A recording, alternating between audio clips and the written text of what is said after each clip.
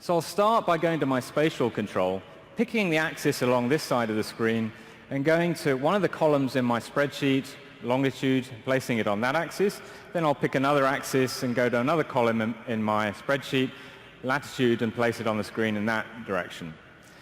So instantly you're seeing an outline of a map. And there's no map on the screen, but there's a sufficient number of points to make out a map of the United States. Now, this doesn't tell me very much, except that tornadoes tend to take place pretty much everywhere in the United States. And what I should say is that each one of these rows in the spreadsheet, all 42,000 rows, are being drawn as a cube on the screen here. So we've got 42,000 cubes on the screen.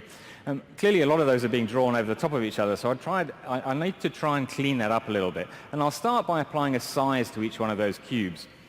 So I'll go to my size control, and I'll apply another field in my data set, the strength of the tornado, which goes from 0 being the weakest to 5 being the strongest. And I'll apply that to each axis of my cube, each side of my cube. So now I've got 42,000 uniform cubes that have been scaled according to the strength of the tornado. And I'm starting to see some patterns emerge in this data. I have a cluster somewhere around Colorado. I can see some clusters around the mountains in California. I can see some clustering around the coastlines in Florida, for example. So some structure is starting to reveal itself. Next, let's apply a color to that. I'll also pick the strength column to apply, where blue is the weakest of the tornadoes and the larger white squares are now the strongest tornadoes. So you can instantly see that there are typically the larger, very destructive tornadoes take place in the mid to the eastern portion of the US. So that was the first learning. Now, what this doesn't tell me is how frequently tornadoes take place. There's still a lot of overdrawing going on here. So what I'll do next, rather than use these controls to manually step through these mappings, I'll pick a preset that I found when I was exploring the data earlier.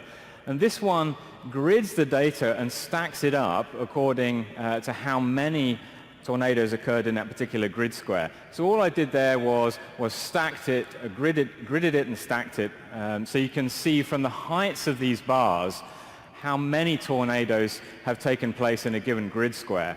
And you can start zooming in and flying around this data. I can see, for example, Texas has got a lot of tornadoes. We can see those peaks around in the Colorado mountains and those ones in Florida. But again, and you can also see that Chicago is not immune from tornadoes, which we should be aware of. It's pretty safe over in Washington where I live, but certainly they're not immune in this part of the United States. So now I've got an idea of how frequently tornadoes occur, but not when they occur. So let's switch to another view. Let's just jump back for a second to a two-dimensional view. This is just mapping latitude and longitude and sizing by strength. There's another column in my Excel spreadsheet, which is time, the time the tornado occurred. So what I want to do is pick the third dimension of this graph and apply time to that axis. So what I'm doing here is I'm effectively stretching out a map of the United States. I'll just undo that for a second so you can see that again. And pulling that data out, so you're effectively looking down a core sample through the United States over the last 40 years or so of tornado history. And there's a couple of things that jump out to me. Actually, I'll put color back on first. So it's color by strength again. There's a couple of things that jump out to me. The first is that I can spot a cluster down here in the bottom part of the graph. So I'll use my filter control, zoom back to about 1975, it looks like.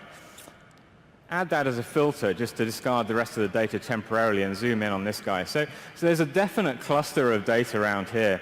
And I'll just use the pen to select one of these guys for reference. And actually, I looked this up on Wikipedia after I found this cluster, and it was actually given a name, the super outbreak of 1974, back in April 1974. A very destructive set of tornadoes, and very, very easy to find that cluster using this tool.